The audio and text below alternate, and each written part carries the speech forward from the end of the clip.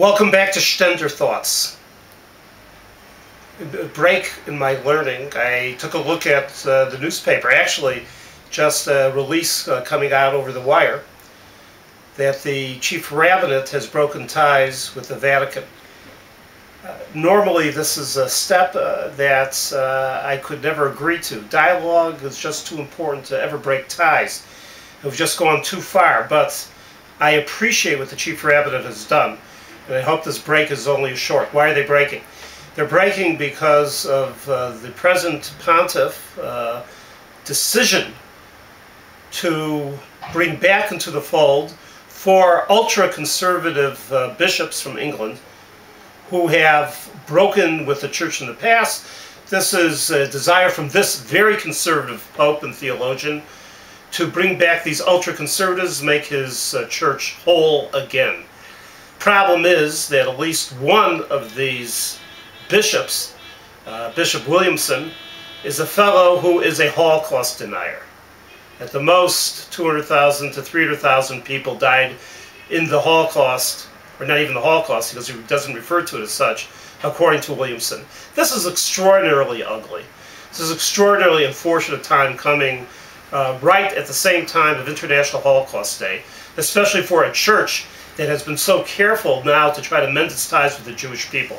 Where is this coming from? Well, some will say that it's an internal Roman Vatican issue. They want to bring their church together, want to make it whole. They don't like some of the other things that Williamson says, but this should be something that's absolutely trafe to them for several reasons. First of all,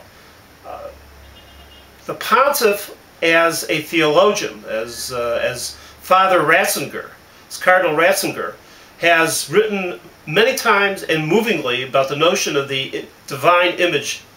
There's nothing that defies and defiles the divine image more than the Holocaust. It just seems to go against his own theological beliefs. Second of all, of course, the church's involvement within the Holocaust in terms of being the seedbed of creating the hatred for the Jews. Third, the church's lackluster attempt to save some Jews in the controversy over Pope Pius. Further than that, the very fact that the church was very influential in saving a number of Nazis through the rat line to South America.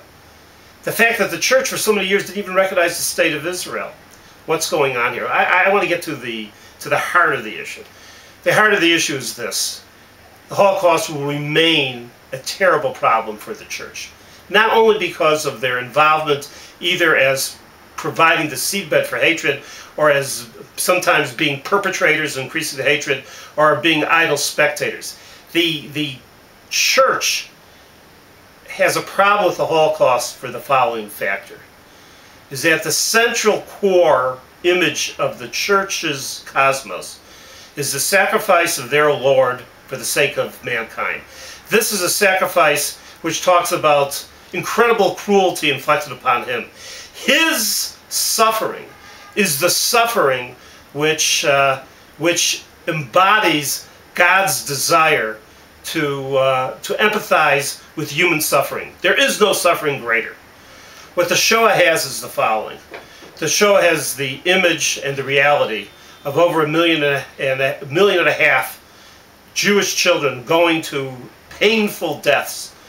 Incredibly innocent young people going to their death because of society who knew what they were doing, with spectators who knew what was going on, who in a sense could justify it theologically because they were the children of those who denied their God.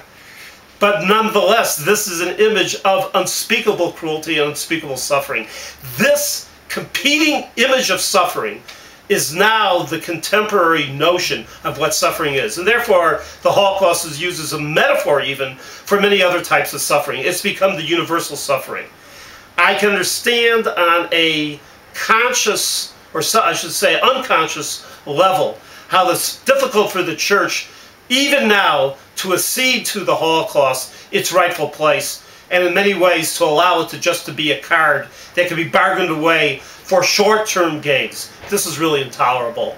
I hope that the pontiff will have something more to say. I hope that there will be an issue of rejection of Bishop Williamson. I'm sure that Bishop Williamson can be compelled. They're pretty good at that, to reject what he's said in the past. I hope that we can come to a future. Always ask what Maimonides says. Well, Yasher Derech Hashem, to create together a straight path for God, working together. But it can't be on the defiling of the memory of the 6 million. Thank you for joining us in Stender Thoughts.